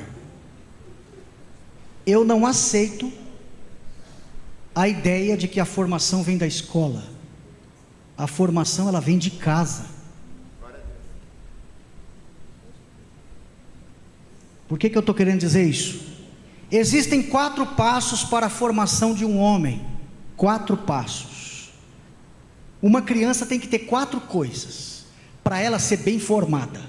Grava isso. Primeiro, a figura paterna. Talvez você esteja aqui falando: pastor, eu nunca cresci com um pai dentro da minha casa presente. Desculpe, já vou conversar com você daqui a pouco, mas você então foi mal formado. Porque a formação de um homem, primeiro, começa com a figura paterna. Se você nunca teve um pai, é por isso que ao longo da vida você teve problemas. Porque você não teve uma educação, um pai que chegasse em você e mostrasse o que de fato significa a palavra autoridade e a palavra educação. Segundo, figura materna. Toda criança precisa ter uma mãe dentro de casa. Pastor, eu estou aqui, nunca tive uma mãe. Perceba que ao longo da vida você teve dificuldades por conta disso. Sabe por que tem gente na igreja que por qualquer coisinha sai da igreja? Por causa disso, irmão. Não teve uma boa formação em casa. Ela chega na igreja ouvindo o quê? Querendo ouvir Deus falar? Não. Ela chega querendo ouvir a palavra de um pai. Por quê? Porque ela nunca teve um pai. Quem nunca teve uma mãe, chega na igreja com carinho, com a sensibilidade de querer amor. É por isso que tem gente que sai da igreja, porque você não olha, porque você não cumprimenta. Aí você julga, sabe o que você fala? E eu falo? Ah lá, ó, não olha para Jesus. Mas esqueceu que ela foi mal formada. Nunca teve pai, nunca teve mãe da sua casa. Terceiro, uma figura externa de um professor, que lhe forneceu o quê? Formação? Não, a formação vem em casa, que deu informação. Nunca teve um professor. Vai ter dificuldades, porque não tem colégio, não tem faculdade, não tem estudo, foi mal formado. Talvez teve mãe, teve pai, mas nunca teve um professor. Quarto, um tio-avô, alguém da família que lhe desse conselho, ou alguém que pudesse lhe aconselhar. Então quem não tem essas 4 coisas, foi mal formado. Mas a graça de Deus é tão grande, mas tão grande, que quando você chega aqui, Jesus é o pai para quem nunca teve pai. Jesus é uma mãe para quem nunca teve uma mãe. Jesus é a verdadeira educação e o ensinamento bíblico para quem nunca teve a oportunidade da figura externa de um professor e quer ouvir conselho. Não tem um lugar melhor do que o tio-avô chamado Jesus de Nazaré. É por isso, irmãos, que as pessoas não conseguem continuar na igreja firmes e fortes. E não pense que você está aqui porque você teve tudo isso e você é o bom. Além de tudo isso, se não for a misericórdia de Deus, você está mal formado. Casa que dá formação, a escola oferece a informação. E aí o escritor, ou pelo menos os comentaristas, vão falar de reforma. O que é reforma? É que tenta melhorar a forma. O que é conformar? Conformar é estar satisfeito com a forma. O que é deformar? É mudar para pior. E o que é transformar? É o que só Jesus tem o poder de fazer. Você pode ter tido pai, mãe, avô e professor. Você pode ter tido educação de pai, carinho de mãe. Você pode ter tido conselho de tio-avô e um externo de um professor. A educação, a informação. Mas se você não tiver Jesus, você foi formado, mas você nunca foi transformado. Você pode glorificar a Deus? 8. A lei, os evangelhos revelam Jesus. Lei e evangelho são duas seções que abrem os testamentos. A lei abre o antigo e os evangelhos abrem o novo. Não existe lei só no Antigo Testamento, como muita gente pensa, e não existe evangelho só no Novo Testamento, como muita gente pensa. E aqui evangelho eu estou falando sobre graça. Você vai encontrar graça no Antigo Testamento e você vai encontrar lei no Novo Testamento. Não é porque o Novo Testamento só fala de graça e o Antigo Testamento só fala de lei. Você vai encontrar lei no Novo Testamento e graça no Antigo. Isso é absolutamente normal. Segundo Lutero, lei e evangelho revelam dois aspectos integrantes da personalidade de Deus, que é santidade e graça. E aí nós temos os três aspectos da lei, que é citada pelo escritor. A lei é moral, tem o aspecto cerimonial e o aspecto civil. Moral, porque é permanente, ela continua para o Novo Testamento. Tem o aspecto cerimonial, que terminou, era liturgia para os judeus nos dias do Antigo Testamento. E aspecto civil, a responsabilidade do israelita como cidadão de Israel. Agora, pastor, de toda a lei, o que é que eu posso trazer para o Novo Testamento? Por que eu não obedeço toda a lei no Novo Testamento, pastor? Não é uma pergunta que todo mundo tem, né? Ah, pastor, tá os 20, os 10, 20, ó, já estou acrescentando mais 10. Meu Deus, isso é heresia, né, Leandro? 10, 613, mas dentro dos 613 tem as 10, né? Pastor, o que é que eu tenho que obedecer no Novo Testamento? Existem 3 princípios. O princípio de ruptura, aquilo que era e que se rompeu, não é mais, não faz mais. Por quê? De todas as alianças da Bíblia, a Bíblia fala de duas: a aliança da lei e a aliança da graça. Estamos sobre a graça. Então o princípio de ruptura diz: isso servia para o Antigo Testamento. Quem estava debaixo da lei rompeu-se. Quem é que pode romper? Só Jesus. É por isso que Jesus rompeu. Ele veio quando? Na época da lei, não rompeu ele. Por quê? Porque ele continuou, ele obedeceu, mas ele diz que a igreja, a partir do Pentecoste, está sob uma nova aliança. Ou seja, o testamento é aberto quando uma pessoa nasce ou quando uma pessoa morre, irmãos? Quando uma pessoa morre. Então, é por isso que o texto da ceia diz: o Novo Testamento do meu sangue. Por quê? Porque a graça começa quando alguém morre e não quando alguém nasce. As pessoas pensam que o Novo Testamento começa com Mateus capítulo 1, né? Mas a nova aliança, o testamento no sentido de nova aliança, começa quando Jesus morre e não quando Jesus nasce. E isso é interessante, que se temos o princípio de ruptura, Jesus diz não faz mais, nós temos segundo, o princípio de continuidade. Você que o ato de adultério era pecado, princípio de continuidade, Jesus disse o quê? Agora não é só mais o ato, é o caminho que leva ao ato. Não é só o ato do adultério, é o olhar do coração enganoso e malicioso, é o caminho que leva ao ato. Então é um princípio de continuidade, mas no sentido de melhora, que esse também é o princípio de completude. Ele pegou algo do Antigo Testamento, completou e trouxe para a nova aliança. Então nós temos o princípio de ruptura, aquilo que terminou não se faz mais, o princípio de continuidade que se continua, e o princípio de completude. Quer ver um princípio de ruptura? Não jureis por coisa alguma. Tem muita gente jurando por Deus aí, né? Mas jura por Deus, mas não tem o quê? Não tem procuração. Eu juro por Deus. Você tem procuração? Não tem, então não pode. Pode, pastor Lamano, falar em nome de alguém se não tem procuração? Não pode. Quando alguém fala para você, eu juro por Deus, você fala, cadê a procuração? Cadê? Mostra, está na carteira? Obrigado, pastor. O direito é lindo, né? Graças a Deus. Natan, acabou meu terceiro copo. Traz com gás da próxima. Brincadeira, viu? Pelo amor de Deus. Irmãos, princípio de ruptura, princípio de continuidade, princípio de completude.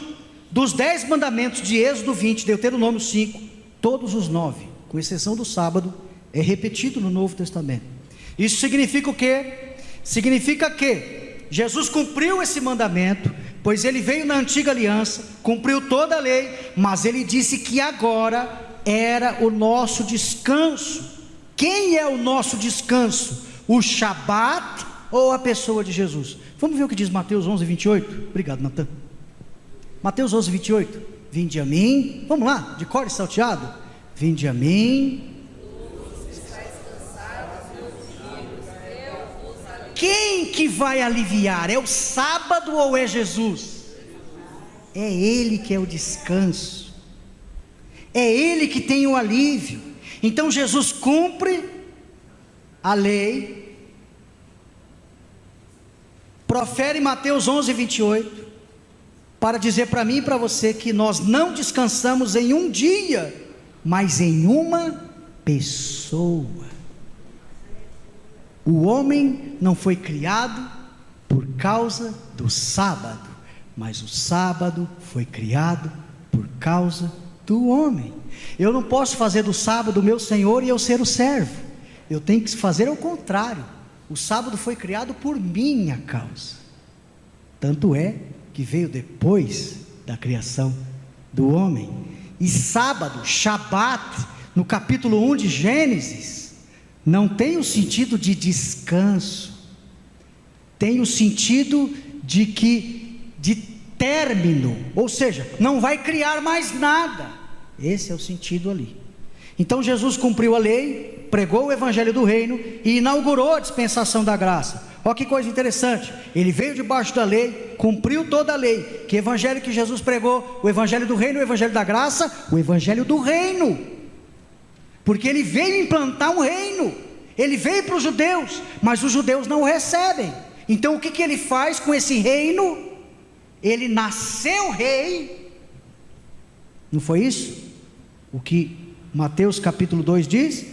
Ele nasceu rei, ele inaugura o reino espiritual, mas ele abre uma exceção para a entrada dos gentios. Mas o reino ainda não foi instaurado, ou seja, foi inaugurado, mas não foi instaurado. E aí nós temos os dois aspectos do reino, o presente e o futuro. Presente espiritual, ele inaugurou, mas não instaurou de fato o reino, mas esse reino será instaurado no milênio. Nós temos também os 3 títulos de Jesus, né? E Paulo gosta bastante de usar essa expressão, Senhor Jesus Cristo. Cristo significa ungido, que fala do relacionamento do filho com o pai, ou o pai com o filho. Salvador, que fala do relacionamento de Jesus para conosco. E Senhor, que é o relacionamento de nós para com Deus. Então, Cristo, ungido, relacionamento do filho com o pai, o pai com o filho, relacionamento entre eles, ungido. Segundo, Salvador do mundo. Por quê? Porque é o relacionamento de Jesus conosco. Ele que desceu. Por que ele desceu? porque nós não tínhamos condições de subir. Quando você quer falar com uma criança, você faz o quê? Você desce, para ficar do tamanho da criança, para falar com ela. Quem aqui tinha condição de subir onde estava Deus para falar com ele? Ninguém. Ele fez o quê? Ele desceu para falar com você. Desceu por meio da encarnação. Então é o relacionamento de Jesus, que partiu de Jesus para conosco. E terceiro, de Senhor, que é o relacionamento de nós para com Deus. Quem aceita Jesus Cristo como Senhor e Salvador, tem que reconhecer o quê? Que Ele é Senhor e Salvador. Não só Salvador, que é dele para conosco, mas reconhecer que Ele é Senhor, ou seja, ser servo, para obedecer a Ele. Porque tem gente que aceita Jesus, ou se converte, eu não gosto muito dessa expressão, aceitar Jesus, mas se converte a Cristo, e crê que Jesus é só o Salvador, porque Ele se relaciona conosco, veio salvar a nós, partiu dele para nós, e esquece que Ele também é Senhor, que tem que partir de nós para com Ele, porque nós somos servos. Nona lição: a história e a poesia falam do coração. O autor da revista faz uma conexão entre os livros históricos e os livros poéticos. Irmãos, eu não vou falar sobre isso, que a gente não tem muito tempo. A 10ª lição: as profecias despertam e trazem esperança. Aqui é legal, interessante, porque as profecias têm um caráter de confiabilidade. Ou seja, as profecias da Bíblia colocam na gente confiança em Deus. O verdadeiro estudo das profecias, quer estudar sobre profecias? Você estude, por quê? Porque a verdadeira profecia de Deus, ela causa esperança e confiança. Essas profecias que causam terror, não são de Deus. Profecia de Deus causa esperança e confiança. Nós temos aí os profetas chamados textualmente de profetas, né?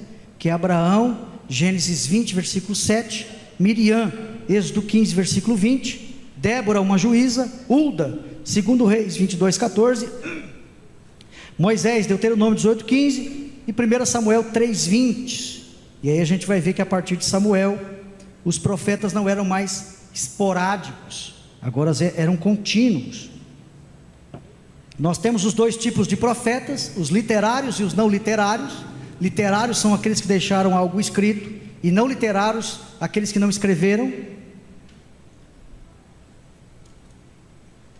Os literários são 5 mais os 12, né? Os profetas maiores e os menores.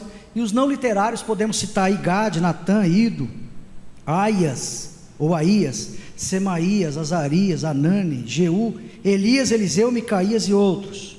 Todos os profetas literários estão dentro de 3 períodos. Isso aí a gente precisa ficar esperto quando a gente estudar os profetas. Eu já estou finalizando, tá, irmãos? Profetas antes do cativeiro, profetas durante o cativeiro e profetas depois do cativeiro. Os profetas que vêm antes do cativeiro: Joel, Jonas, Amós, Oséias, Isaías, Miqueias, Naum, Sofonias e Abacuque. Os que vieram durante o cativeiro: Obadias, Jeremias, Ezequiel e Daniel. Os profetas que vieram depois: Ageu, Zacarias e Malaquias. 11, lição 11, Lucas, Atos, o modelo pentecostal para hoje. Quem são os pentecostais? São aqueles que acreditam na atualidade dos dons. Então, se nas epístolas a gente vai perceber isso, a gente tem o que nas epístolas? As doutrinas dos apóstolos. Aqui em Atos nós temos a vida prática da igreja, a praticidade. Em Lucas, por 26 vezes, Jesus é chamado de filho do homem. Jesus não é chamado de filho de homem, ele é chamado de filho do homem. Jesus viveu entre os homens, mas não como os homens. Aqui é uma coisa interessante, porque a gente vai ver que o período interbíblico é o período do silêncio entre Malaquias e Mateus, que Deus não falava com ninguém. Não falava com ninguém de vírgula, né, irmãos? Vírgula, né?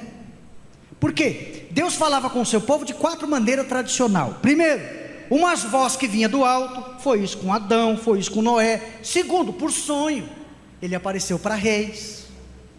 Os tradicionais dizem que quando Deus fala por sonhos, é porque ele está falando com alguém que é incrédulo. Nem sempre. Terceiro, por profetas. E quarto, por Urim e Tumim, que eram pedrinhas que estavam no manto sacerdotal do sacerdote. Agora, Estas eram as 4 maneiras tradicionais de Deus falar: uma voz que vinha do alto, sonhos, profetas e Urim e Tumim. Então, no período do silêncio, Deus não falou com o povo dessas 4 formas tradicionais, mas cremos que Deus não deixou de falar, ou seja, Ele falava particularmente, pessoalmente e privadamente. Qual é a prova que você tem isso, pastor? Lucas 2, do 25 ao 30. Simeão recebe uma revelação. Quando foi que Simeão recebeu uma revelação? Que ele não morreria sem ver o Filho de Deus. No período em que Deus não falava com ninguém. Se Deus não falava com ninguém, não falava por quê? Não falava dos modos tradicionais como ele falava, mas falou particularmente com Simeão. A própria tradução dos 70, Septuaginta, foi uma coisa guiada pelo Espírito Santo, porque ninguém consegue, mesmo que traduzir o que já está escrito, traduzir a palavra de Deus sem a autorização e o guia do Espírito Santo. Então nós percebemos que usam-se desse artifício, dizendo que Deus não falava nesse período profético, porque Deus não falava com ninguém, não falava de forma tradicional, mas falou de forma pessoal. Lição de número 12: as epístolas instruem e formam os cristãos. E aí ele vai falar sobre a diferença entre epístola e carta, e eu não vou falar sobre isso. 13ª lição: a leitura da Bíblia e a educação cristã. Então, primeiro, como é que a gente faz a conexão entre a leitura da Bíblia e a educação cristã? Primeiro, a formação começa em casa com os pais. Segundo, depois para a igreja por meio dos pastores. E terceiro, por meio dos professores. Falando com relação ao espiritual, primeiro em casa com os pais, segundo com os pastores na igreja, doutrina, culto de escola bíblica dominical, e terceiro, por meio de faculdade de teologia, que são os professores. Eu quero finalizar falando sobre 3 grupos de intérpretes, antes de falar sobre os 2 tipos de equivalência que existe. Isso aqui eu inventei, viu, irmãos? E não ri não, viu? Eu já estou vendo que já está tentando rir. O oso, O-S-O, oso, o piedoso, o corajoso e o maldoso. Vocês não riram, que bom. O piedoso, o corajoso e o maldoso. Então tem 3 tipos de intérprete. O piedoso é aquele que estuda a Bíblia como se tudo dependesse dele, e ora como se tudo dependesse de Deus. Ele faz tudo certinho. Ele está em todos os cultos, ora, busca a Deus, faz tudo certinho. É um homem piedoso. A própria palavra piedade fala isso, né? Ele é o piedoso. Segundo, nós temos o corajoso, aquele que prega de manhã, de tarde, de noite, não lê nada, chega na hora, diz que Deus revela a sua palavra. Esse é o corajoso, porque para subir num púlpito como esse, abrir uma palavra que foi há muito tempo atrás dada não para ele, que ele não é o destinatário, mas para outros, e ele falar como tendo propriedade, ele precisa ser muito corajoso. Esse é o segundo grupo. O primeiro faz tudo certinho, o segundo faz tudo errado. Mas pasmem, o pior não é o segundo, o terceiro é o pior, o maldoso. Sabe por quê? Porque o maldoso não se contenta com o que foi revelado. Esse é o pior para mim. Deus não falou, fecha a boca, irmão, se contenta. Não briga por causa de ninguém, não. Calvino não merece que você brigue por ele, não. Armínio muito menos. Eu não sei, mas tem uma ala da igreja aí que morre de pé junto por Agostinho de Hipona. Não sabe quem foi Agostinho de Hipona. Pensa que Agostinho de Hipona só falou muita coisa que Agostinho de Hipona falou não teve fundamentação bíblica futuramente, mas era o que ele tinha. Mas muitas pessoas idolatram Agostinho de Hipona. Então, o piedoso, o corajoso e maldoso. É por isso que tem muitos tipos de interpretações diante do mesmo texto, 2 irmãos dentro da mesma casa. Êxodo 20, para mim, eu interpreto de um jeito, o Alex ele interpreta de outro. Por quê? Às vezes, não no caso do Êxodo 20, mas às vezes o texto é silencioso. Deus não quis revelar na proporção que você gostaria. Ele não revelou na proporção, falando em porcentagem, 100%. Ele não deixou claro, é por isso que permite várias interpretações. E isso é absolutamente normal, desde que não se brigue por aquilo e não se pregue no púlpito, porque não está claro. É o exemplo do semáforo, e aí eu vou dar o exemplo da escatologia. Verde, já estou finalizando, verde, vermelho e amarelo, ou verde, amarelo e vermelho. Pastor, olhando para a escatologia, o que eu posso falar em cima do púlpito, que o sinal de Deus aparece como verde para mim, e eu posso gritar, e ainda levantar uma perna, para dizer que eu estou com autoridade? Arrebatamento. Fale sobre arrebatamento. Você tem um sinal verde na tua frente, o Espírito Santo está dizendo, prega, as pessoas não pregam. Está verde o semáforo para você, está claro, vai acontecer, o problema é quando, mas vai, prega. Segundo, amarelo, começou a amarelar. Quando vai acontecer? Antes ou depois da tribulação? Espera aí, está amarelo. Se está amarelo, eu posso cravar em cima de um púlpito, não, irmão, não. Existe tese para o meso na Bíblia, para o pré na Bíblia, para o pós na Bíblia. Não posso cravar. Eu particularmente creio no pré, acredito que tem mais fundamentação, mas eu não posso deixar de olhar outros textos que parecem indicar o pós e o meso. Quer saber de uma verdade? Se prepara para ele vir antes, mas fica preparado, que se ele vier depois, ele não te pega de surpresa. Aleluia. Essa é a verdade. Amarelou no púlpito, você não pode falar. Fala na escola dominical, fala no curso de teologia. Agora vermelhou tudo. Quem são as duas testemunhas? Irmão do céu.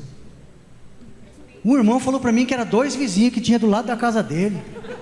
Eu disse, meu Deus do céu.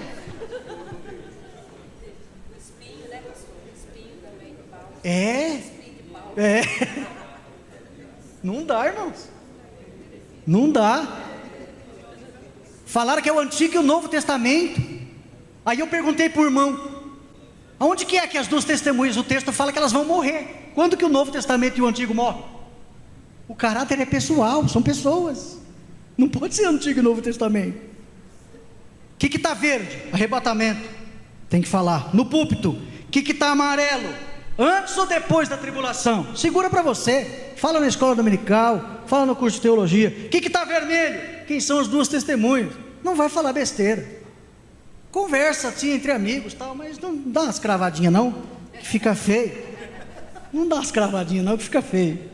O conhecimento vem de 3 formas, e eu queria que vocês repetissem comigo. O conhecimento vem de 3 formas. Primeiro, pela revelação. Fala. Pela revelação. Isso, revelação bíblica. Começou em Gênesis, terminou em Apocalipse. O conhecimento vem pela revelação. Segundo, pela pesquisa. Diz pesquisa. Pesquisa. Isso, pesquisa.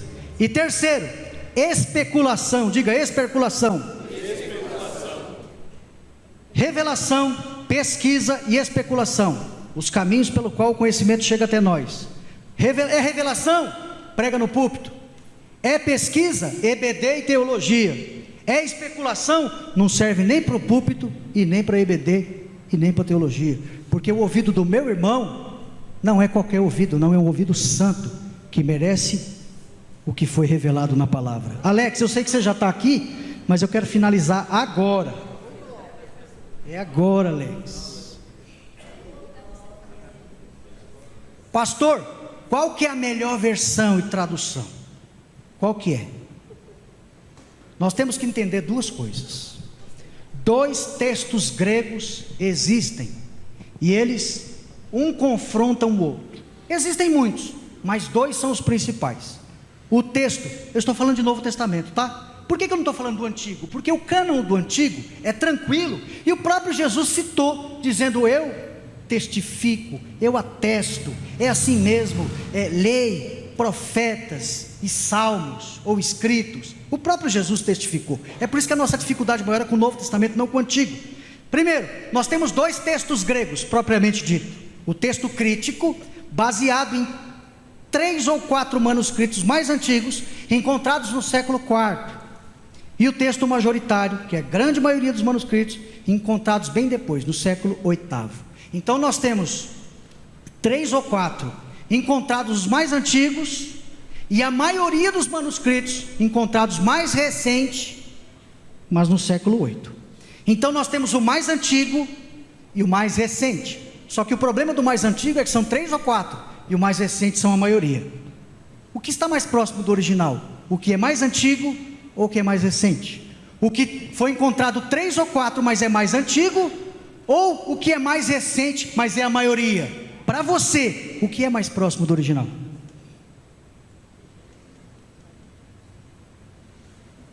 Depende. Por que os mais antigos foram encontrados? Você não sabe. Se alguém pegou os manuscritos que eram os mais ruins, colocaram dentro de um vaso e alguém encontrou. Talvez para você os mais antigos são os mais perto do original, mas para mim não. Por que foi escolhido? Foi encontrado dentro de um vaso tudo junto. Por quê? Talvez eram os mais ruins, ou como também podia ser os melhores. E os mais novos? Foi encontrados recentemente, mas encontrados como? Uma grande maioria. Será que esses não estão mais perto do original? Mesmo sendo depois encontrados, alguém não poderia comparar várias cópias que tinha, diferente do encontrados antigamente? Então para muita gente, o texto mais próximo do original é os mais antigos encontrados. Para muita gente, o texto mais próximo do original é o mais recente, porém, o que tem uma gama maior. Segunda pergunta: por que eles foram preservados? Porque eram bons ou porque eram ruins? Aí nós temos que entender também 2 tipos de equivalência que existe: a equivalência formal e a equivalência dinâmica. O que é equivalência formal? É a forma de tradução que traduz palavra por palavra e vê o seu equivalente no português. É por isso que, por exemplo, Filipenses 2:1, Paulo diz que nos ama com todas as suas tripas, e aí ele usa a palavra esplagna no grego, que quer dizer o quê? Amar com todo o seu interior. Mas no conceito grego, o sentimento era as tripas. No nosso consentimento é o coração. Tanto é que você vai numa casa para comprar um chocolate para sua namorada, para sua esposa, para sua noiva, você vê lá um coração numa caixa, porque os sentimentos aqui no ocidente é o coração, mas no mundo grego eram as tripas. Imagina eu chegar no irmão Marcos e dizer: eu te amo com todas as minhas tripas, Marcos. E sabe onde está isso aí? Eu te amo com todas as minhas tripas. Na versão que você carrega, edição revista e corrigida, foi traduzido de forma formal. Por exemplo, Josué 11:6, a palavra jarretarás. O que é jarretarás? Jarretarás, estava até conversando com o pastor Ranieri ontem. Era cortado os tendão dos cavalos para deixar inaptos para a guerra. Mas está na edição revista e corrigida, que foi traduzido de forma formal. Agora existe outro tipo de equivalência, a equivalência dinâmica. É uma linguagem mais atual, que possibilita a paráfrase. Ele segue não cada palavra, mas o sentido do texto. Então primeiro você interpreta a frase no original e pergunta: qual é o equivalente dessa interpretação no português, por exemplo? Aí você faz a tradução. Aí você diz para mim: pastor, o mais próximo do original é o equivalente formal ou o equivalente dinâmico? Ou seja, é aquele que traduz palavra por palavra, e às vezes aparece a palavra eu te amo com todas as minhas tripas, ou jarretarás, ou alguma coisa nesse sentido, que é mais próximo do original. Ou mais próximo do original é aquilo que é traduzido, mesmo se já está de forma interpretada, ou como diz os estudiosos, que já foi feita uma paráfrase, ou é mais próximo do original, aquilo que facilita o meu entendimento. Então depende muito. Por exemplo, equivalência formal, Almeida Revista e Corrigida. Equivalência dinâmica, a mensagem. Pastor, qual que eu tenho que usar? Depende, quem é que está perguntando isso para você? Quem está perguntando é uma pessoa que não tem muito estudo, muita escolaridade. Se eu der uma Bíblia para alguém que não tem muita escolaridade, de equivalência formal, ele não vai entender essas coisas. Se eu der a mensagem para ele, a nova tradução da linguagem de hoje, ele vai ler perfeitamente e vai entender. Talvez o mais fiel para ele é o que ele entende, e não o que de fato foi equivalentemente traduzido. Então depende, quer fazer uma pregação, eu não posso fazer com uma nova tradução na linguagem de hoje, e nem com uma mensagem, porque é uma paráfrase, eu tenho que pegar o que foi traduzido, ou de forma equivalência formal, uma coisa mais próxima no sentido de originalidade, e que é a Almeida Revista Corrigida, uma ARA, Almeida Revista Atualizada, uma NVI. Então, a diferença, irmãos, entre essas duas linhas de transmissões, pastor, a Bíblia que eu tenho na mão, ela veio do texto crítico, que foi encontrado mais antigo, ou do texto majoritário, que foi encontrado mais recente, mas é a maioria? Depende. Por exemplo, a Almeida Revista Corrigida, é uma versão que a gente usa na igreja, e que foi encontrado mais recente, mas uma gama maior de manuscritos. Mas outros tipos, como por exemplo a NVI, como a ARA, a Almeida Revista Atualizada, foi encontrada e aí vem dessa linha de transmissão do texto crítico, e não do majoritário. Irmãos, Deus abençoe. Obrigado, Alex.